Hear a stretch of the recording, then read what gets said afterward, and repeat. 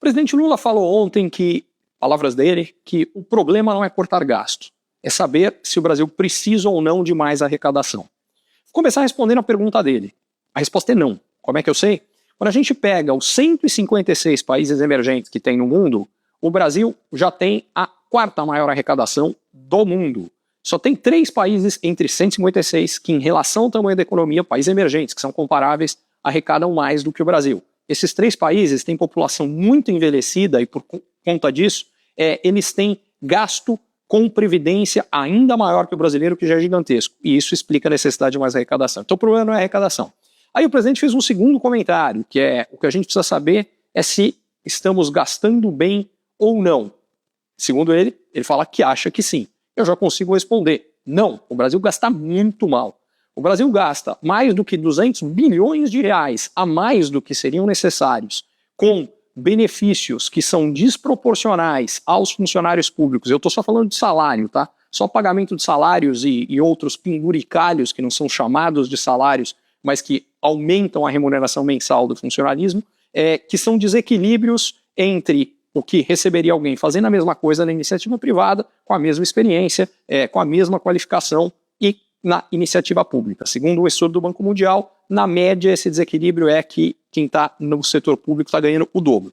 Além disso, tem benefícios de previdência muito maiores, e é verdade que os trabalhadores do setor público têm contribuições para a previdência muito maiores. Ainda com contribuição muito maior, como os benefícios são imensamente maiores, o desequilíbrio individual chega a ser 10 vezes maior no setor público por aposentado do que no setor privado. Isso aqui não faz o menor sentido. Outra coisa onde o Brasil gasta absurdamente mal, nos programas que a gente chama de sociais, mas são antissociais. Quais são eles? São aqueles que têm mais beneficiário entre os mais ricos do Brasil do que entre os mais pobres. Segundo outro estudo do Banco Mundial, esse é a regra no Brasil. Na época, esse estudo foi feito em 2015, na época o Brasil tinha 15 programas sociais, esse número cresceu de lá para cá, mas na época só tinha um que efetivamente era, aliás, minto, 2, era o Bolsa Família e o FAT, o Fundo de Amparo ao Trabalhador. Eram os 2 programas que de fato beneficiavam. Os outros todos são antissociais.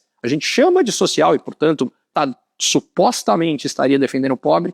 Quem tem mais gente recebendo, então entre os 20% mais ricos do Brasil, tem mais gente recebendo do que entre os 20% mais pobres. Portanto, a gente está redistribuindo renda do mais pobre, porque todos pagamos imposto, para o mais rico.